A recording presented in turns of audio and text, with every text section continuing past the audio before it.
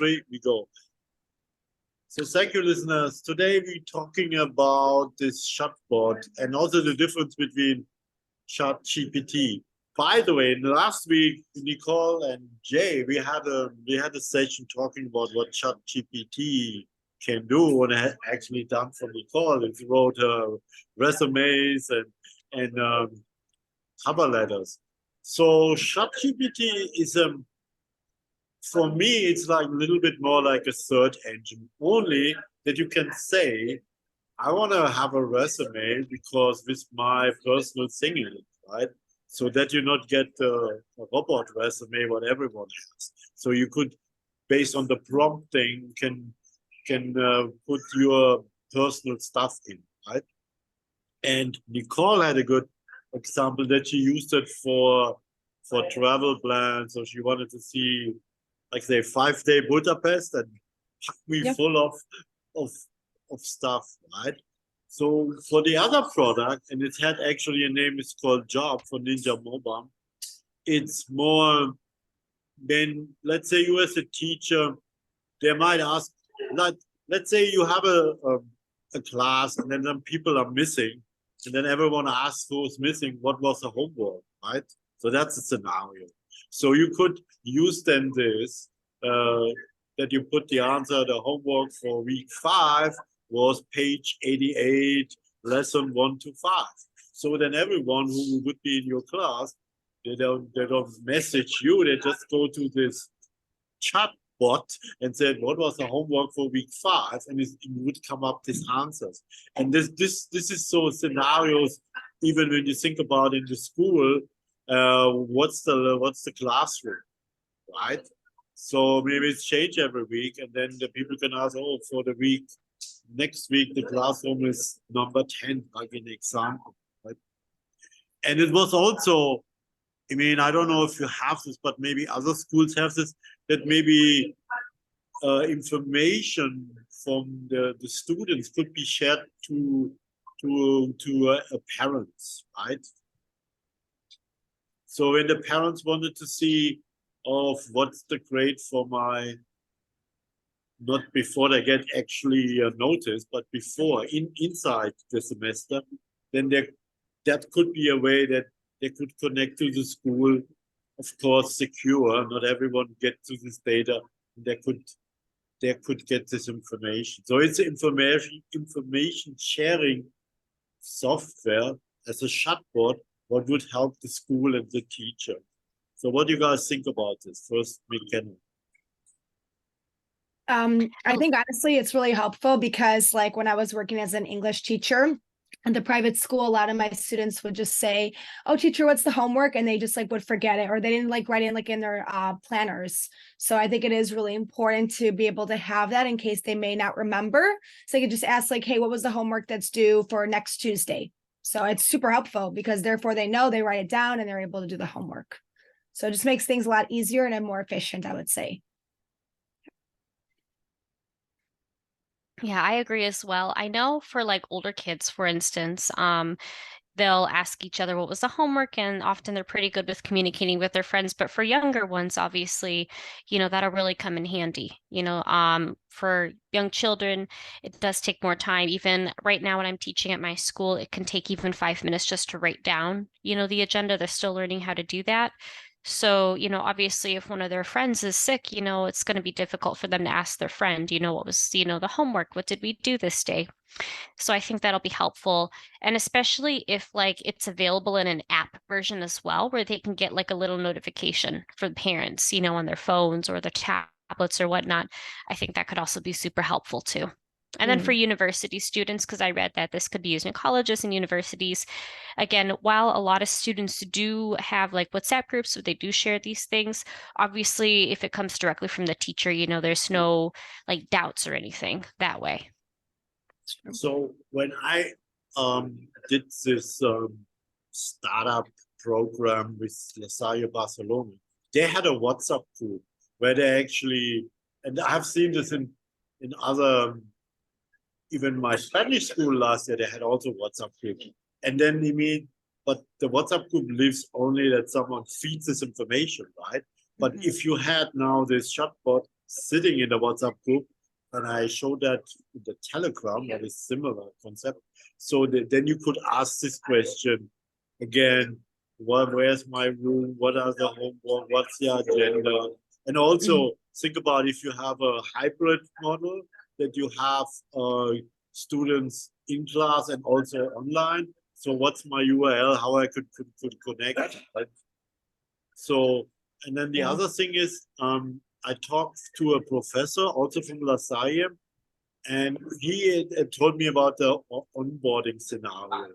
Every semester, there was only 3 ladies who doing the onboarding, and they got totally overwhelmed with the hundreds of students asking, "Who is my prof? When is gonna start?" And this is all kind of not replacing the teacher, but just assisting him. It's like making life easier, right? With frequent answered questions, right? I think I definitely agree with you too, because I know like when I first moved to Spain, I was trying to like take Spanish classes, but I forgot like the name, I forgot like the classroom. I had to take a lot of screenshots and look back at like my phone and find like the screenshots. So I think if I was just able to be like, hey, what's the classroom number? Or, you know, like, where is this located in the building? It's a huge building. It's super helpful. It's like, okay, great. Here's the information. Now I'm going to go. Yep. Yeah. That's a good Yeah. example. The same thing happened for me, because are you talking about the Institute Franklin that we did last year? No, it was like a Spanish school because I want to like learn Spanish. Oh, okay. That's why. But yeah, that also would help too as well at our university. You know, that would be super Yeah. helpful. Yeah. Yeah. For me, like Nicole, she did the in-person one. I did the online degree. So we had sessions every like twice a week. And most professors did the platform, but some used it in different ways. Like some of them, we just accessed the class directly through the platform. Some would send us like a platform link every week. Some of them even use like other platforms like Google. And I remember it was frustrating because every 4 weeks we had to like relearn how to log in the classroom, go back up in the WhatsApp to find the link.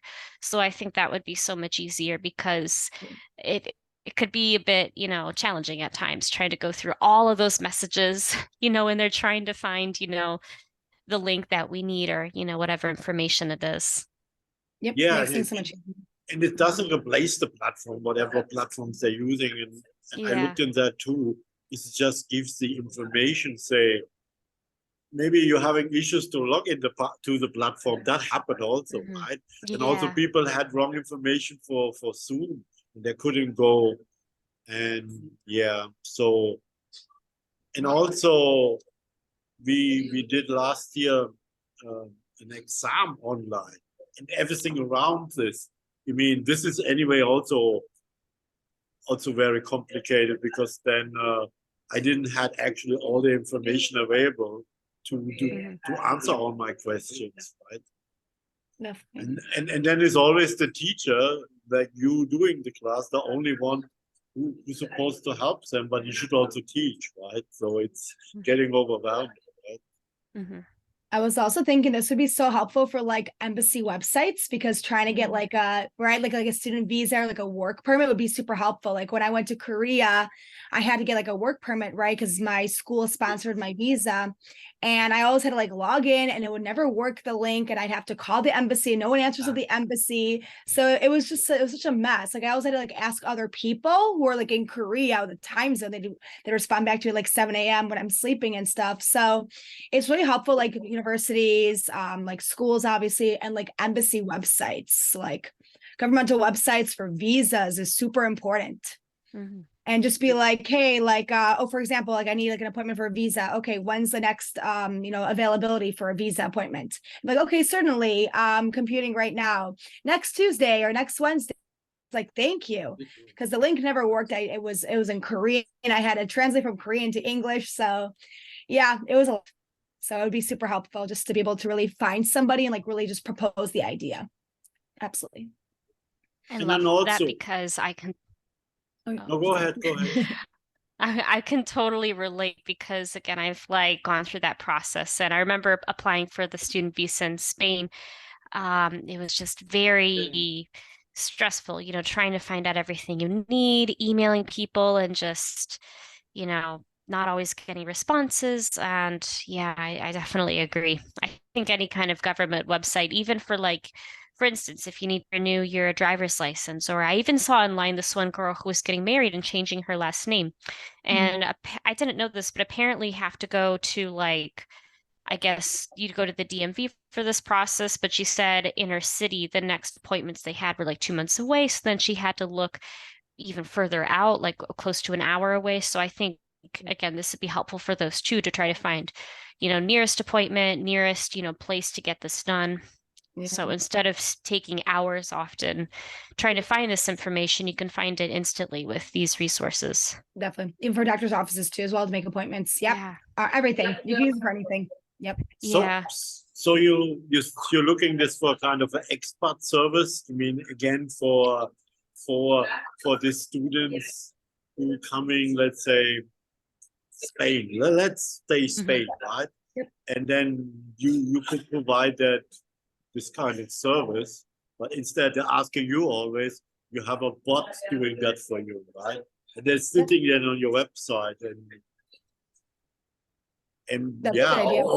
I mean, the universities or the schools, they could do this too.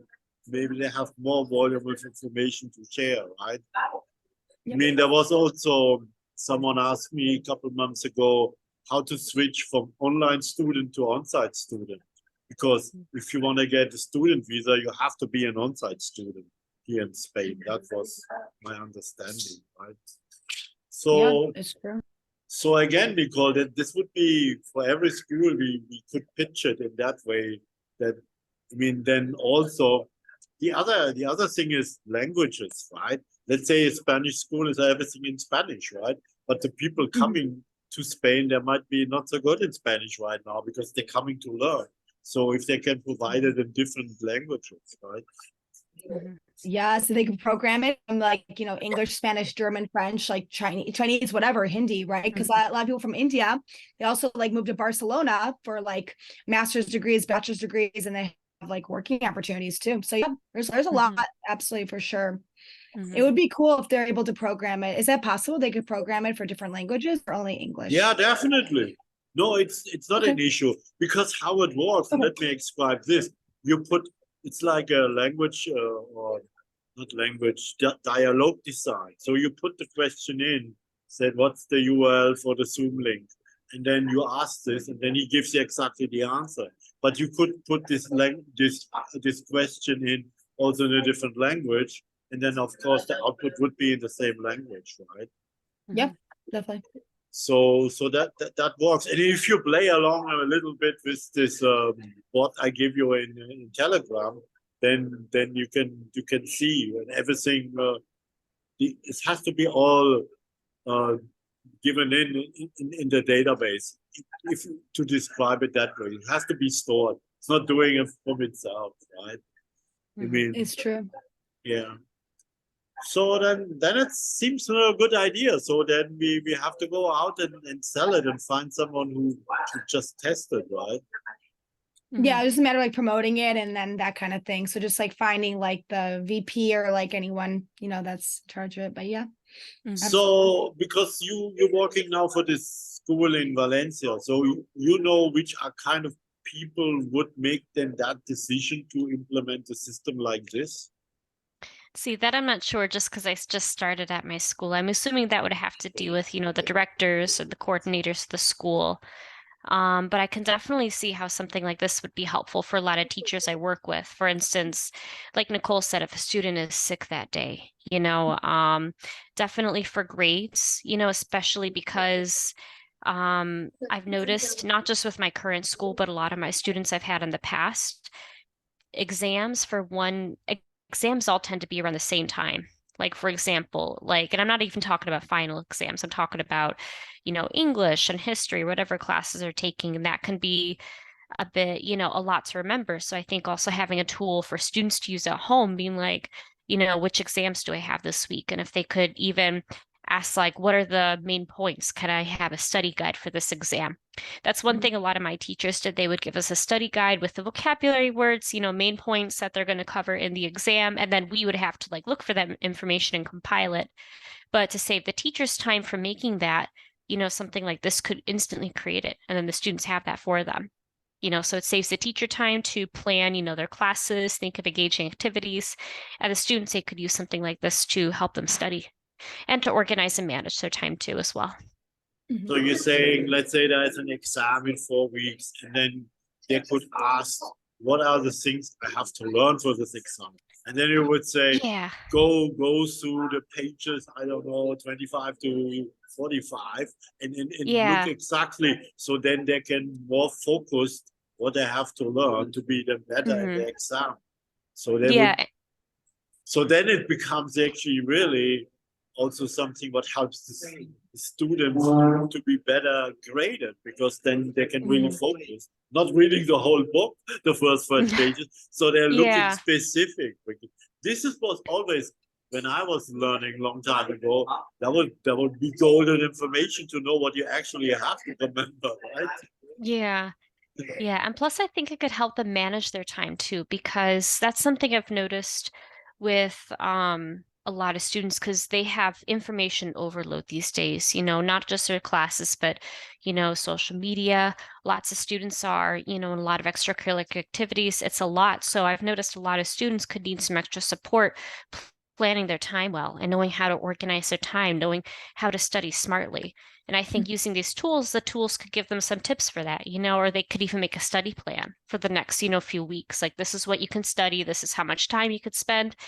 Because I've used ChatGPT before to be like, give me a study plan for achieving an A2 level of French in 1 year. And it'll break down by the months and everything. And so I think that could be great for students to help them.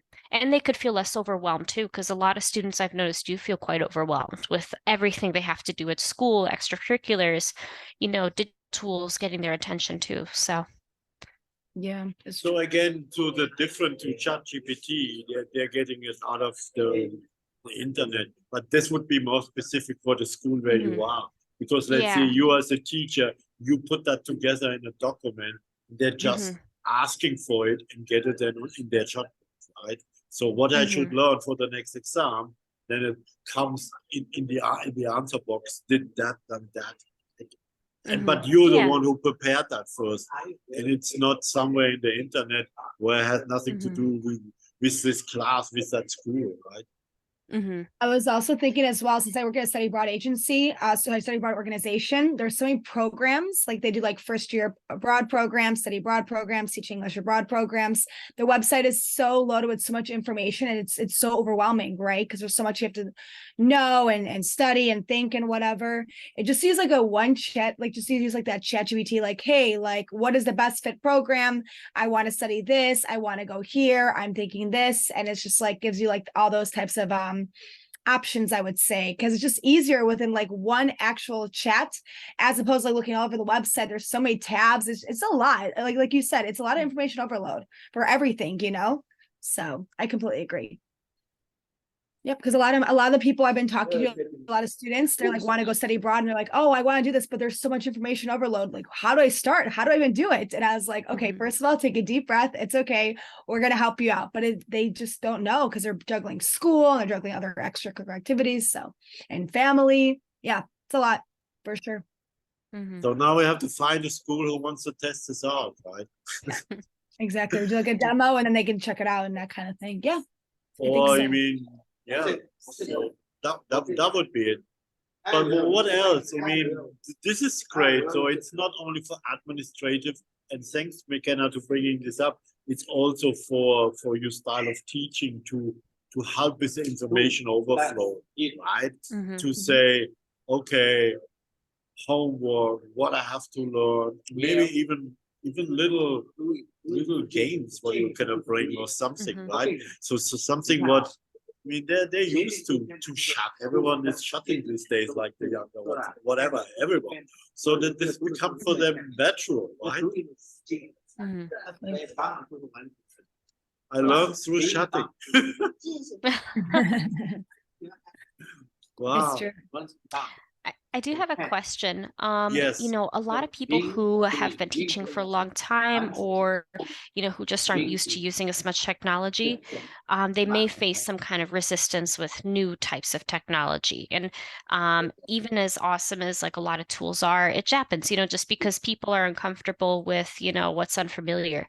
So what is one way you would you know, introduce this technology and this tool in a way to prove that it'll help make their lives easier? It's all depend on to show the benefits, right? Mm-hmm. So I mean, like you brought good examples, homework, to focus on what they should have to study. And then by the way, they don't need actually to do anything. They just provide the information, and then the system, the people asking them for that, and they will get it, right? So they actually do the same what they're doing now. If you say, if they ask you for the exam next week after, I don't know, 2 months in your class, you would come up and say, anyway, this is what you should focus. But now you put it in the document, and someone can ask this now 24 hours, and they're not always coming then to you. I mean, because so that is like, for these people who may be having hesitation with technology, they're not even involved in a way. They're just sorted out, and they get less questions, and they can focus more on their teaching, right? So I would say that's the biggest benefit, and that they're actually not using this. It's other the students, and ask them. They don't have a problem to use a chatbot. They're shutting all the time. Right? Or I'm wrong with that.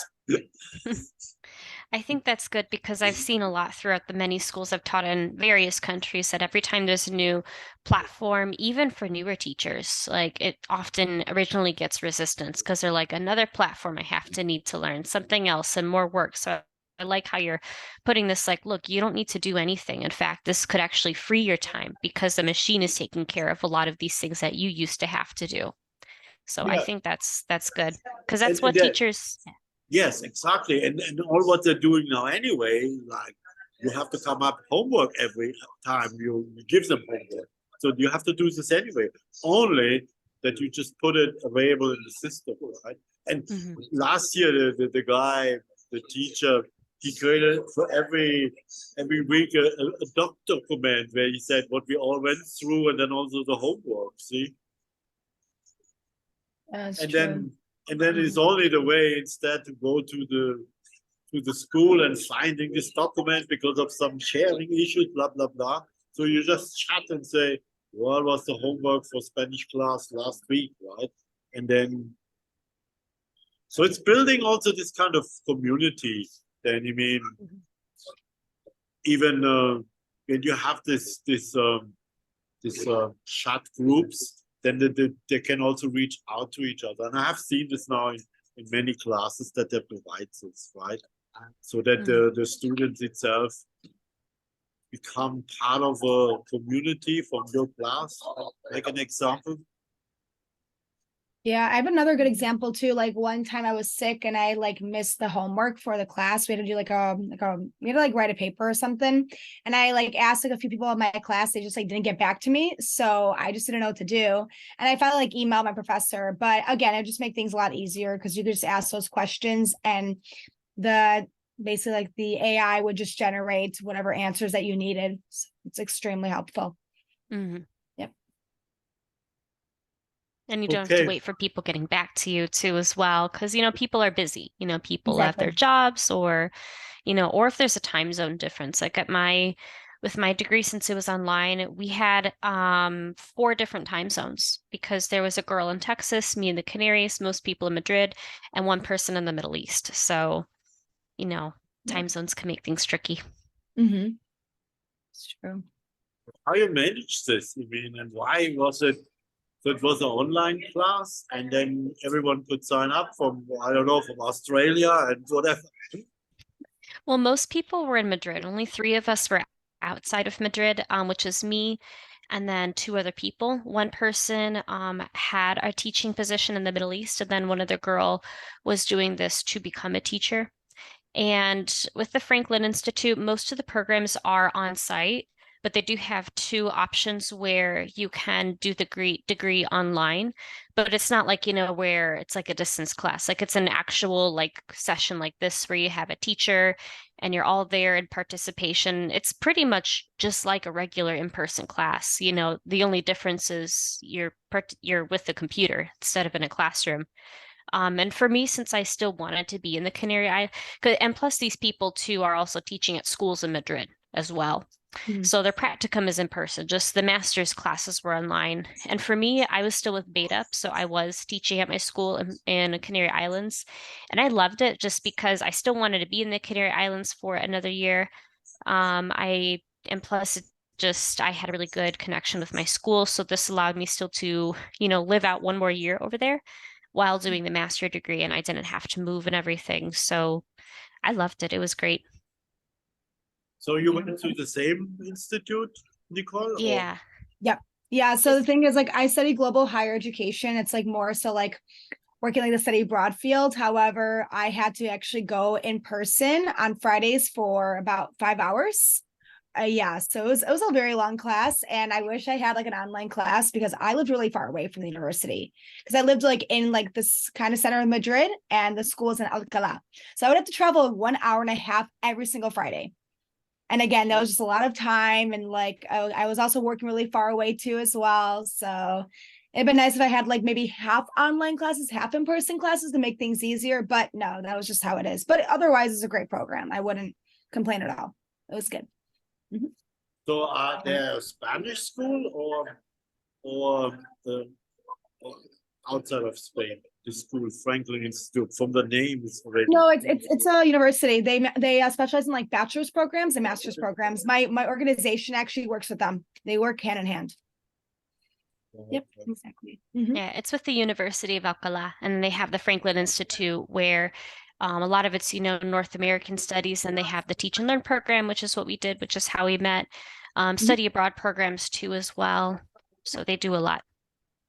Yeah, there's a lot of like correlation for sure, because the organization Yeah. with has a partnership with Alcalá, and they Oh, literally send American students to go study abroad in Alcalá.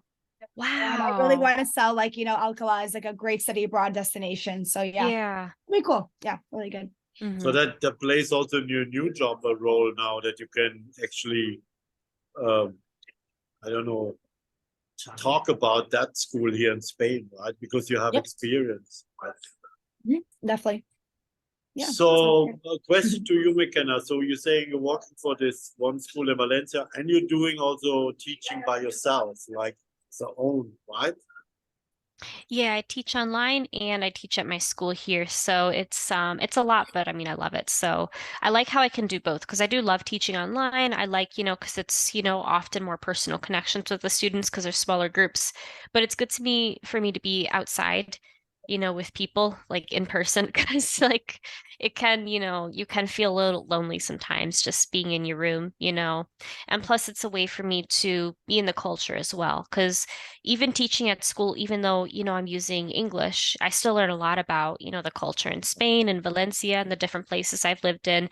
And it does help my Spanish because when you hear the teachers talking to the students in Spanish, that helps your listening. And then I talk with the teachers in Spanish. So I think it's great I can have both options. Yeah, that's great. But how you manage your students when you do it on your own? So you're Oh, gonna, I very mean, good then time.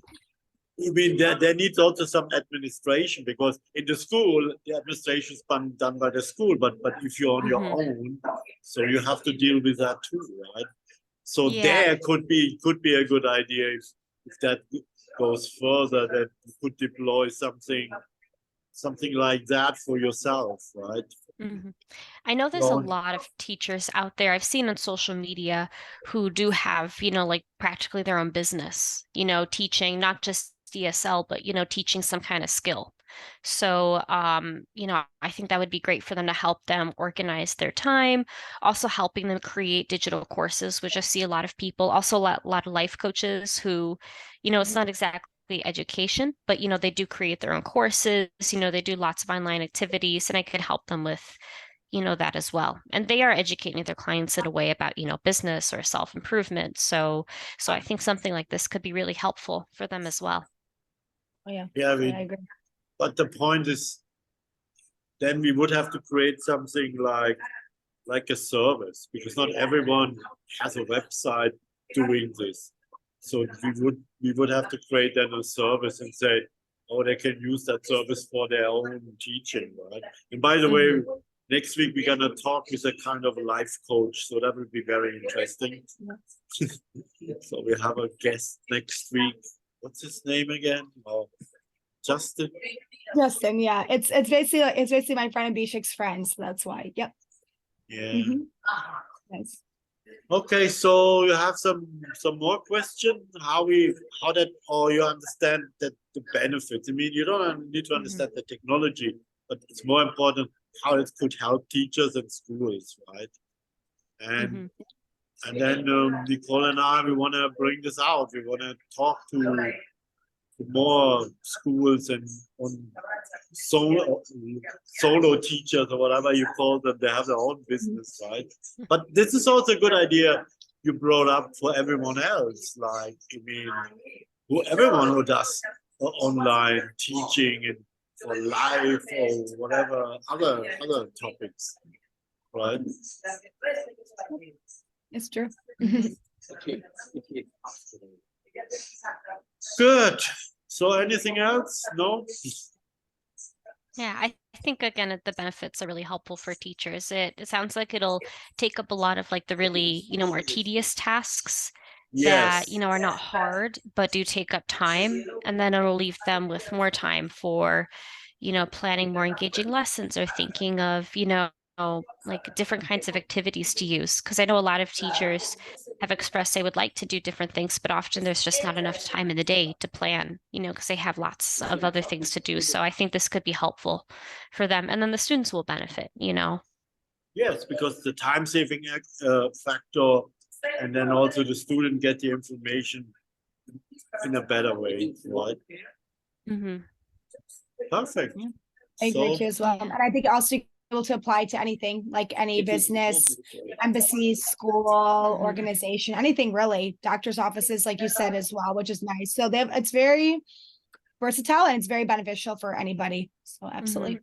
yeah, deploy this is now for even a music management company. So I didn't know. So yeah, so we have some stuff to do. So thank you, McKenna, to be our guest to talk about this. And then if you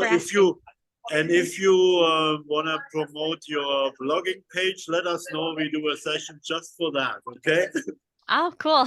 Yes, That yes, would be great. please. I am It's starting amazing. to write more. Okay. Okay. All right. Thank you. No problem. Thank you All so right, much. thanks. Thanks for asking me again. Okay. problem. Bye bye. Bye bye. All right. Thank you. Bye-bye. Bye.